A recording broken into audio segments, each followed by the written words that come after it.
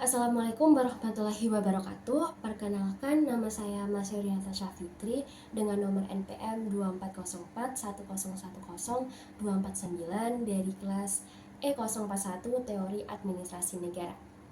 Baik, pada kesempatan kali ini izinkan saya memulai pemaparan dengan satu poin penting, di mana jika kita melihat dinamika kebijakan publik hari ini, kita akan menyadari bahwa sebagian besar persoalan publik itu tidak lagi bersifat sederhana dan sektoral. Banyak kebijakan yang gagal bukan semata-mata karena negara itu tidak bekerja, akan tetapi justru karena negara bekerja sendirian. Nah, tanpa membangun kerjasama yang kuat dengan sektor lain, masalah publik saat ini semakin kompleks karena lintas sektor dan itu akan melibatkan banyak kepentingan.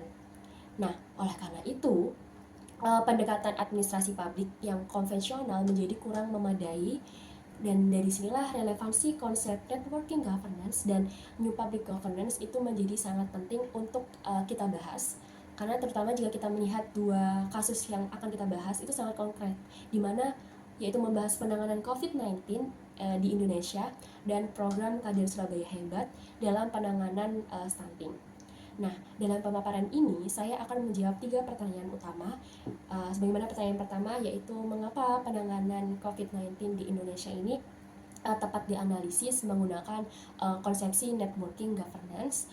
Lalu pertanyaan kedua yaitu bagaimana program Kader Surabaya Hebat ini mencerminkan paradigma new public governance. Lalu pertanyaan terakhir yaitu pertanyaan yang ketiga, mengapa paradigma new public governance ini menjadi solusi yang lebih relevan dibandingkan paradigma administrasi publik sebelumnya.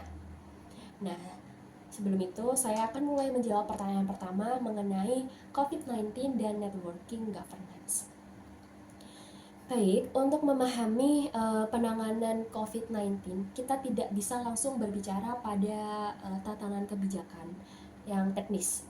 Sebagaimana langkah awal yang penting yang harus kita lakukan adalah memahami terlebih dahulu karakter masalah publiknya itu seperti apa. Nah, dalam teori administrasi negara sendiri dan kebijakan publik, COVID-19 ini dapat dikategorikan sebagai wicked problem. Sebagaimana wicked problem ini adalah masalah yang tidak memiliki definisi tunggal dan tidak memiliki solusi yang final, serta selalu melibatkan konflik kepentingan dan ketidakpastian.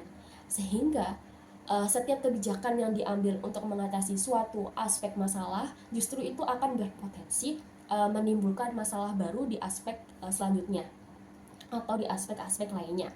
Nah, di Indonesia sendiri, pandemi COVID-19 ini tidak hanya menjadi persoalan kesehatan, akan tetapi pandemi sendiri ini berdampak langsung pada sektor ekonomi, sektor pendidikan, sektor ketenagakerjaan, serta stabilitas sosial, bahkan pada tingkat kepercayaan masyarakat terhadap pemerintah juga ikut berdampak.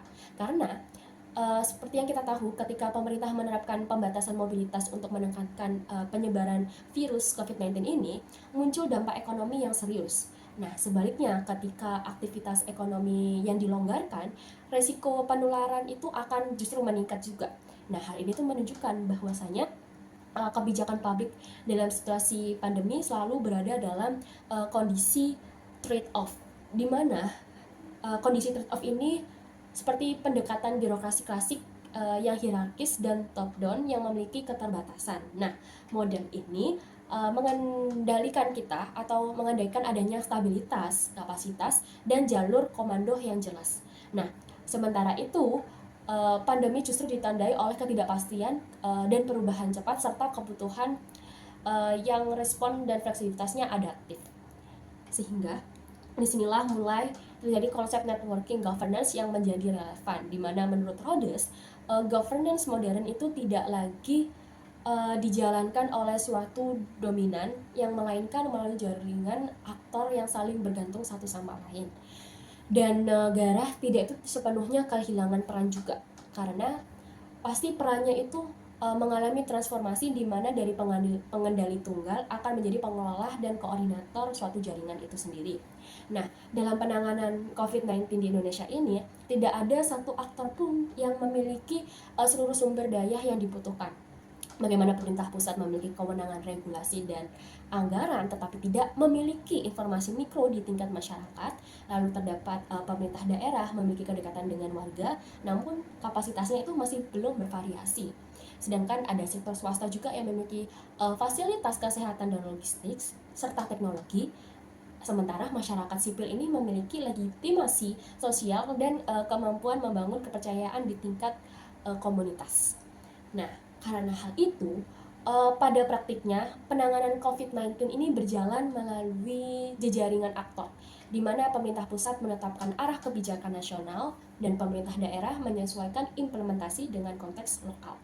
Sehingga sektor swasta ini terlibat dalam penyediaan layanan kesehatan dan distribusi vaksin, dan masyarakat berperan dalam kepatuhan serta pengawasan sosial.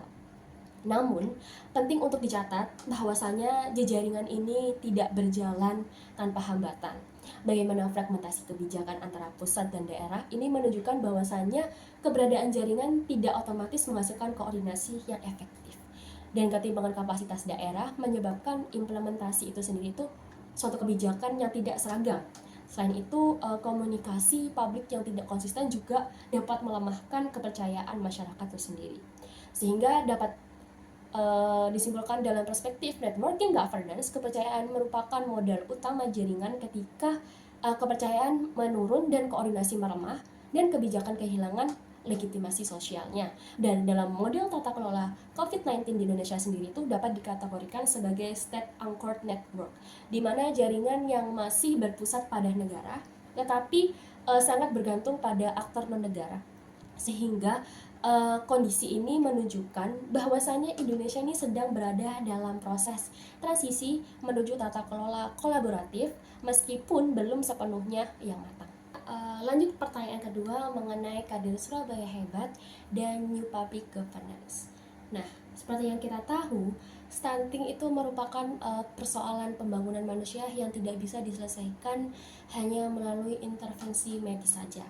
Akan tetapi stunting sendiri itu berkaitan erat dengan kemiskinan, pola asuh, lalu pendidikan ibu, serta sanitasi lingkungan sendiri dan kondisi sosial ekonomi keluarga. Nah, dalam teori kebijakan publik, stunting juga dapat dikategorikan sebagai wicked problem, di mana karena penyebabnya saling terkait dan lintas sektor. Nah, dalam konteks seperti ini, pendekatan birokrasi sektoral itu menjadi kurang efektif. Kenapa? Karena dibutuhkan paradigma yang mampu mengintegrasikan berbagai aktor dan kepentingan. Nah, disinilah paradigma New Public Governance atau NPG menjadi relevan. Bagaimana berbeda dengan New Public Management yang menekankan efisiensi dan kinerja, New Public Governance sendiri ini menekankan kolaborasi, jejaring, dan co-production nilai publik. Nah, negara itu tidak lagi diposisikan sebagai penyedia tunggal layanan publik, melainkan sebagai fasilitator yang memungkinkan masyarakat dan aktor non-negara terlibat secara aktif. Sehingga program Kader Surabaya Hebat ini mencerminkan gagasan tersebut, karena kader direkrut dari masyarakat lokal, bukan dari birokrasi formalnya. Nah, hal ini tuh penting karena kader memiliki pengetahuan sosial, budaya, dan kedekatan emosional dengan warga yang tidak dimiliki oleh aparatur yang eksternal. Sehingga dalam praktiknya, kader tidak hanya menjalankan instruksi teknis dari pemerintah, tetapi terlibat langsung dalam edukasi gizi, pendampingan keluarga, serta pemantauan tumbuh kembang anak. Dan proses inilah yang mencerminkan konsep co-production, di mana layanan publik ini dihasilkan melalui kerja bersama antara negara dan warga. Sehingga relasi yang terbangun antara kader dan puskesmas serta keluarga yang sasarannya tuh bersifat relatif horizontal dan berbasis kepercayaan. Bagaimana warga ini tidak diposisikan sebagai objek kebijakan, melainkan sebagai subjek yang terlibat dalam proses penyelesaian masalah. Namun, dapat kita analisis kritisi mengapa tetap diperlukan, karena relasi dalam jaringan kader Surabaya Hebat ini tidak sepenuhnya setara. bagaimana pemerintah itu tetap memiliki kuasa dalam penentuan indikator kinerja, lalu mekanisme evaluasi, serta memberikan insentif. Nah, hal inilah kapasitas kader yang tidak merata menjadi tantangan dalam suatu menjaga kualitas program itu sendiri, yaitu program Surabaya Hebat. Nah, ketergantungan pada insentif juga ini berpotensi menggeser makna partisipasi dari berbasis nilai sosial yang menjadi transaksional, di mana koordinasi lintas OPD yang belum optimal ini menunjukkan bahwasannya penerapan New Public Governance ini membutuhkan konsistensi kelembagaan dan komitmen jaringan yang jangka panjang.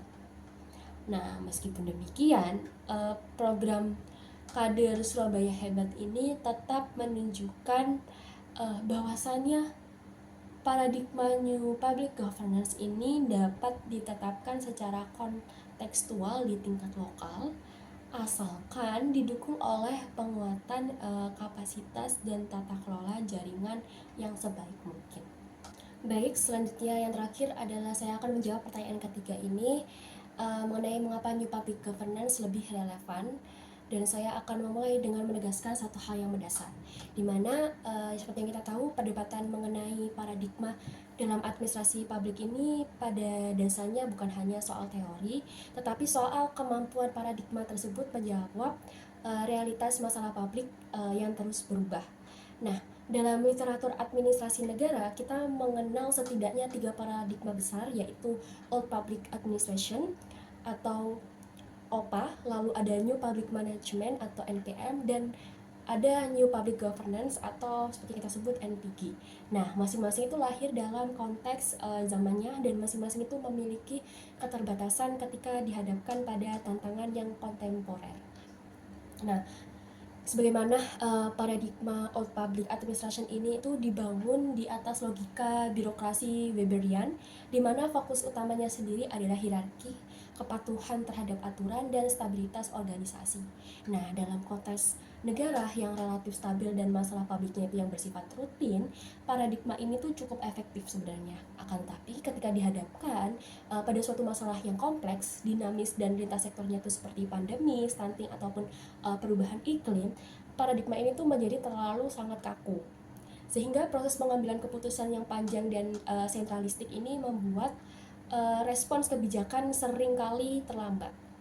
Lalu selanjutnya muncul paradigma New Public Management atau NPM yang berupaya mengoreksi kelemahan tersebut dengan memasukkan logika pasarnya ke dalam sektor publik. Sebagaimana efisiensi kinerja dan kompetensi menjadi tata kunci. Nah, paradigma ini tuh berhasil meningkatkan efektivitas organisasi publik dalam banyak aspek tentunya. Namun, lagi dan lagi dalam prakteknya, New Public Management ini cenderung mereduksi warga negara menjadi pelanggan. Sehingga hubungan negara dan masyarakat ini menjadi transaksional, bukan yang partisipatif. Sehingga nilai demokrasi, keadilan sosial, dan kepentingan publik yang jangka panjang ini seringkali terpinggirkan. Nah, disinilah peran New Public Governance atau biasa kita sebut NPG muncul sebagai respon atas keterbatasan dua paradigma itu tadi. Sebagaimana New Public Governance ini berangkat dalam ruang yang tertutup, sehingga negara berada dalam lingkungan yang dipenuhi oleh aktor non-negara yang memiliki sumber daya, kepentingan, dan kapasitas yang berbeda-beda. Nah, paradigma ini itu menempatkan kebijakan publik sebagai hasil dan interaksi antar aktor dalam jaringan, di mana bukan sebagai produksi tunggal dari suatu birokrasi, akan tapi negara ini tuh ditarik mundur, tetapi justru dituntut untuk memainkan peran yang lebih kompleks, yaitu sebagai pengelola relasi, lalu sebagai pembangun kepercayaan dan penjagaan kepentingan publik itu sendiri. Nah, relevansi New Public Governance ini itu menjadi semakin jelas ketika kita melihat karakter masalah publik hari ini, di mana banyak sekali persoalan publik yang bersifat lintas sektor dan saling bergantung. di mana penanganannya di case pandemi COVID-19 ini misalnya tidak bisa hanya diselesaikan oleh Kementerian Kesehatan saja, akan tetapi ia membutuhkan keterlibatan sektor ekonomi, pendidikan, transportasi, dunia usaha, serta masyarakat sipil. Nah, paradigma yang mengendalikan suatu aktor dominan ini menjadi tidak memadai. Sehingga selain itu, New Public Governance ini juga relevan karena mengakui keterbatasan kapasitas suatu negara, di mana dalam paradigma ini itu keterbatasan negara tidak dipandang sebagai kelemahan, tetapi sebagai alasan untuk membangun kolaborasi dengan melibatkan aktor non-negara pastinya, dan dengan negara dapat memperluas jangkauan kebijakan dan meningkatkan legitimasi publik. Nah, sehingga secara suatu empiris ini, hal ini tuh dapat kita lihat dari praktik penanganan COVID-19 di Indonesia. Ketika pemerintah mencoba bekerja sendiri melalui pendekatan yang terlalu sentralistik, muncul resistensi dan kebingungan di tingkat masyarakat. Begitupun sebaliknya, ketika pemerintah mulai melibatkan pemerintah daerah, sektor swasta, tokoh swasta, tokoh masyarakat, dan organisasi masyarakat sipil, pastinya kebijakan menjadi lebih dapat diterima, sehingga hal serupa juga terlibat dalam program Kader Surabaya Hebat yang sudah kita bahas tadi. Bagaimana program ini tuh menunjukkan bahwasannya kebijakan pembangunan stunting itu menjadi lebih efektif ketika masyarakat dilibatkan secara langsung sebagai pelaku, di mana bukan sekedar penerima kebijakan. Keterlibatan ini menciptakan rasa memiliki dan tanggung jawab bersama terhadap keberhasilan program. Namun, dapat kita tegaskan kembali, penting untuk ditegaskan bahwasanya New Public Governance itu bukanlah paradigma tanpa masalah. Sebagaimana kolaborasi itu tidak selalu berjalan mulus pastinya, karena pasti ada ketimpangan kekuasaan antar aktor, lalu perbedaan kepentingan, serta lemahnya suatu kapasitas kelembagaan dalam menjadi hambatan yang serius. Nah, oleh karena itu, peran negara tetap krusial sebagai aktor yang menjamin keadilan, akuntabilitas, serta keberlanjutan kebijakan itu sendiri. Nah, dengan demikian, New Public Governance ini menjadi lebih relevan bukan karena ia sempurna, akan tetapi ia paling realistis dan membaca kondisi tata kelola publik ini lebih mampu. Sebagaimana paradigma ini tuh menawarkan kerangka yang lebih fleksibel, adaptif, dan demokratis dalam menghadapi kompleksitas masalah publik. Sehingga sebagai penegasan terakhir nih, dapat dikatakan bahwasanya New Public Governance sendiri ini bukan sekedar tren akademik, melainkan kebutuhan praktis dalam tata kelola pemerintah modern. Sebagaimana paradigma ini itu memungkinkan negara untuk tetap berperan kuat, sekaligus membangun ruang partisipasi dan kolaborasi yang lebih luas. Baik, sebagai penutup, dapat disimpulkan bahwasanya penanganan COVID-19 dan stunting ini menunjukkan keterbatasan paradigma administrasi publik yang lama. Bagaimana networking governance dan new public governance itu menawarkan kerangka yang lebih adaptif, kolaboratif, dan relevan dalam mengadaptasi atau menghadapi kompleksitas masalah publik saat ini. Dengan demikian, pemaparan yang dapat saya sampaikan cukup sampai di sini. Terima kasih atas perhatiannya. Wassalamualaikum warahmatullahi wabarakatuh.